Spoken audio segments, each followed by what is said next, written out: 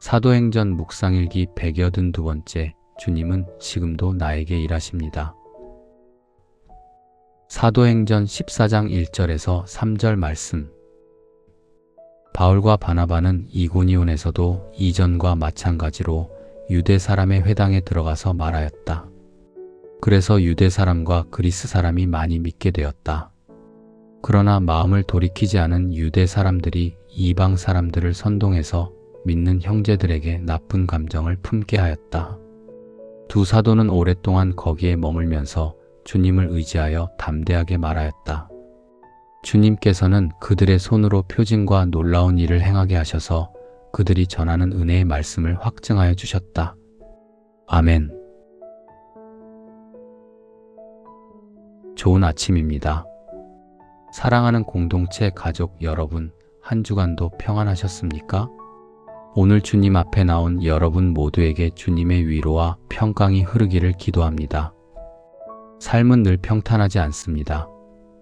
기쁜 일도 있지만 숨이 막히는 일도 있죠. 그래도 우리가 다시 이렇게 주님 앞에 섰다는 사실이 은혜입니다. 주님은 어제도 우리를 붙드셨고 오늘도 우리 안에서 일하십니다. 오늘 우리는 사도행전 14장을 시작합니다. 바울과 바나바는 안디옥에서 복음을 전했지만 반대와 박해를 만나 쫓겨났습니다. 그래도 그들은 멈추지 않았죠. 이게 참 대단합니다. 사명을 감정에 가두지 않았기 때문이죠. 그들의 눈에는 반대보다 더 분명한 것이 보였기 때문입니다. 그것은 주님께서 지금도 자신들과 함께 일하고 계신다는 믿음이었습니다. 단편 애니메이션 1 스몰 스텝도 한 사람이 어떻게 다시 일어서는지를 보여줍니다. 루나를 다시 일으킨 것은 성공에 대한 욕망만이 아니었습니다. 그녀 안에 남아있던 아버지의 사랑이었습니다. 자신을 붙들어 주었던 은혜의 기억이었습니다. 사람은 무엇을 기억하느냐에 따라 무너질 수도 있고 다시 일어설 수도 있습니다. 상처만 기억하면 멈춥니다. 그러나 은혜를 기억하면 다시 걷습니다. 바울과 바나바도 그랬습니다.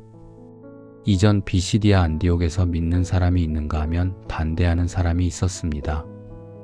그들로 인해 쫓겨났죠. 이고니온에서도 마찬가지였습니다. 누군가는 믿었고 누군가는 선동했습니다. 누군가는 격려했고 누군가는 방해했습니다. 이것이 우리의 현실입니다. 우리는 반대만을 크게 봅니다. 쫓겨난 것을 크게 보죠. 그래서 절망하고 그래서 포기합니다. 분명 믿은 사람이 있었고 분명 영향받은 사람이 있었죠. 그만큼 내가 한 일이 같이 있었음에도 우리는 그것을 애써 외면합니다. 제 아버지께서 살아생전 제게 하신 말씀이 있습니다. 내가 어떤 일을 하려고 할 때 너를 반대하는 사람이 열에 9은 될 것이다. 반면 너를 믿어주는 사람은 열에 하나쯤 될 거야. 그때 너는 눈에 많이 보이는 9이 아니라 잘 보이지 않는 그 한 사람을 보고 살아야 한다. 우리는 자꾸 9을 봅니다. 반대하는 사람을 봅니다. 비난하는 말을 마음에 담아요. 그래서 마음이 무너집니다.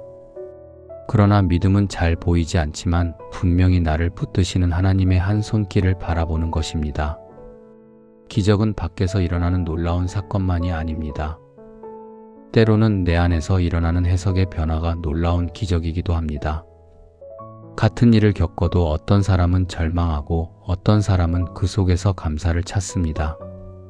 믿음은 현실을 부정하는 것이 아닙니다. 현실 속에서 하나님의 손길을 발견하는 능력입니다. 그것이 기적입니다. 시편 37편 24절은 말합니다. 넘어져도 아주 엎드러지지 않는 것은 주님께서 그의 손을 붙들어 주시기 때문이다. 믿음은 한 번도 넘어지지 않는 삶이 아닙니다. 믿음은 넘어져도 아주 엎드러지지 않는 삶입니다. 상처가 없는 것이 은혜가 아닙니다. 상처 속에서도 나를 다시 일으키시는 주님의 손길을 발견하는 것이 은혜입니다. 사랑하는 여러분, 평탄하기만 한 인생은 없습니다. 생사의 기로처럼 느껴지는 순간도 있었습니다. 미래가 보이지 않는 두려움도 있었죠. 그런데 우리는 지금 이 자리에 있습니다. 이것은 우리의 힘만이 아닙니다. 우리가 모르는 가운데 우리 삶 속에 우리를 붙드신 주님의 손길이 있었습니다. 그것을 볼 줄 아는 것이 은혜입니다.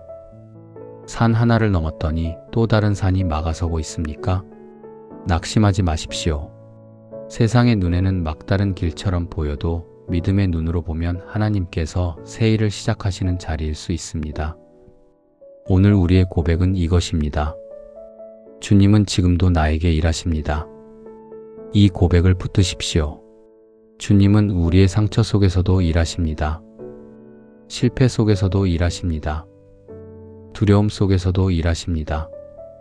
오늘도 주님의 손길을 바라보며 다시 일어서는 여러분 되시기를 축복합니다.